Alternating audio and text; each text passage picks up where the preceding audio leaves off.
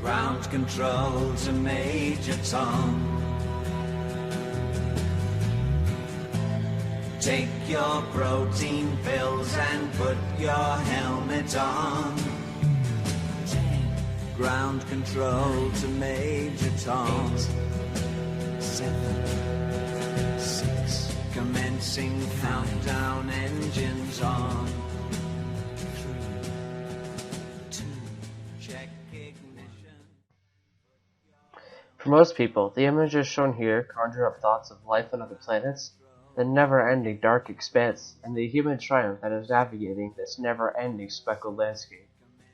When the last of these is mentioned, people automatically think of the brilliant minds at NASA and their amazing accomplishments. Unfortunately, as it turns out, this government-funded organization has its fair share of dark secrets. Ladies and gentlemen, I am here today to tell you what NASA won't. Everyone knows our leftmost neighbor in the solar system, this of course being Mars, for its distinct red pigmentation. As it turns out, it may not be as red as we thought.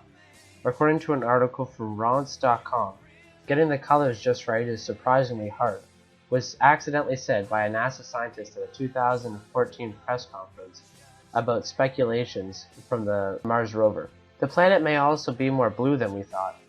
It seems the red filter that's being applied to the ground may also be affecting the sky.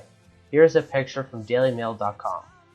This is what a sunset on Mars is meant to look like without any filters applied to it. Looks more like home, right?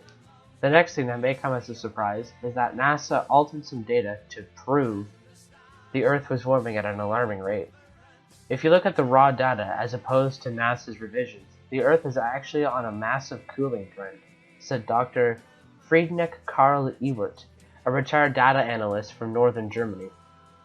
The data from over 1,100 climate stations were believed to have been altered, dating as far back as the 1950s. During the World War II era, NASA encountered some funding problems, due to the focus being on the war with Hitler and less about space exploration. In order to solve this funding problem, one of the remedies they thought of was to change the numbers to make it seem as though the Earth was warming rapidly. As they were only caught recently, they will not be facing any legal repercussions, but they did issue an apology statement which can be found on their website, free to access. The final piece of evidence I would like to present is the moon landing, specifically the Van Allen belts. There are so many sites that contain nothing but tinfoil hat wearing lives in an RV at Yosemite waiting for the end people who write about their outlandish theories. This is the only one that I could find that has scientific backing. The Van Allen belts are charged particles collected by the Earth's magnetic fields at the poles. They can wax and wane in response to incoming energy from the sun, sometimes swelling up enough to expose satellites in low Earth orbit to damaging radiation, according to NASA's own website.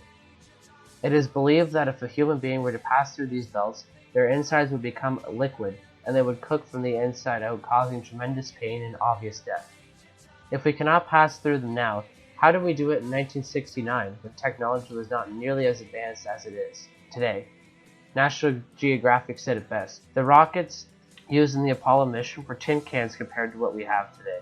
This point is up for debate as people have been arguing the outcome of the lunar missions ever since the landing took place.